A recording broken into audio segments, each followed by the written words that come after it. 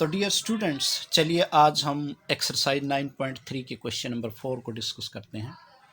Prove that the locus of the poles of the tangent planes of the conicoid a x square plus b y square plus c z square is equal to 1 with respect to the conicoid alpha x square plus beta y square plus gamma square z is equal to 1 is the conicoid this।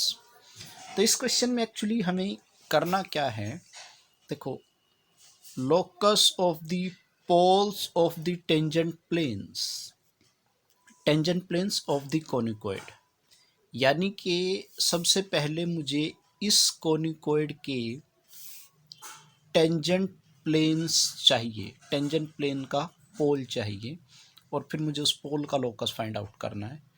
तो इसके लिए मुझे सबसे पहले क्या ज़रूरत है, मुझे इस कोनिकोइड के एक टेंजेंट प्लेन की ज़रूरत है। तो ये मेरे पास जो है कोनिकोइड है a x square b y square c z square is equal to 1। अब इस कोनिकोइड का मुझे एक टेंजेंट प्लेन चाहिए, तो मैं क्या करता हूँ, इसके ऊपर एक आर्बिट्रेरी पॉइंट ले लेता हूँ पी x1 y1 z1 और इस आर्बिट्रेरी पॉइंट के ऊपर मैं जो है वो एक टेंजेंट प्लेन लिखता हूँ। तो tangent plane at P, tangent plane at P is, वो मेरे पास क्या बनेगा, a x x1 b y y1 c z z1 is equal to 1। से दिस इज इक्वेशन 1, या इसको इक्वेशन 1 कह दीजिए, इसको इक्वेशन 2 कह दीजिए। अब इस टेंजेंट प्लेन का मुझे पोल चाहिए with respect to this कोनिकोइड।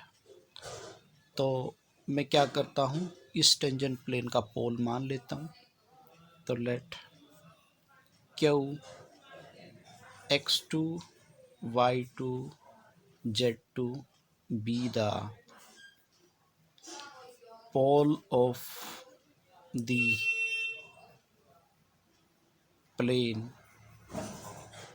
Pole of the plane 2। ये जो टेंजेंट प्लेन आया है 2, इसका जो मैंने पोल है वो क्यू मान लिया with respect to this conicoid, with respect to the conicoid, with respect to the conicoid alpha x square beta y square gamma z square is equal to 1।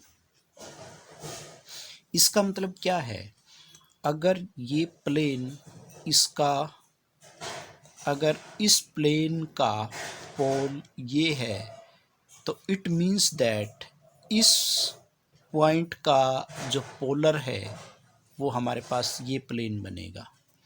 तो this means that polar of the point Q, polar of the point Q with respect to this conicoid alpha x square beta y square gamma z square is equal to 1 is the plane 2। यानी कि इस Q point का जो polar है with respect to this कोनिकोइड वो मेरे पास ये वाला प्लेन है। तो मैं क्या करता हूँ, इस पॉइंट का पोलर निकाल लेता हूँ विद रिस्पेक्ट टू दिस कोनिकोइड। तो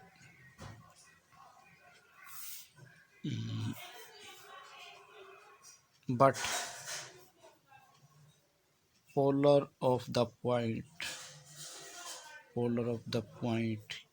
Q with respect to this conicoid is alpha x x2 beta y y2 gamma z z2 is equal to 1। say this is 3।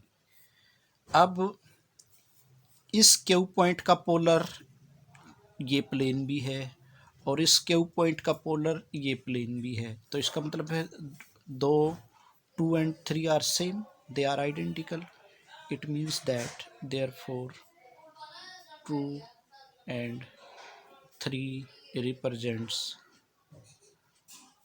the same plane.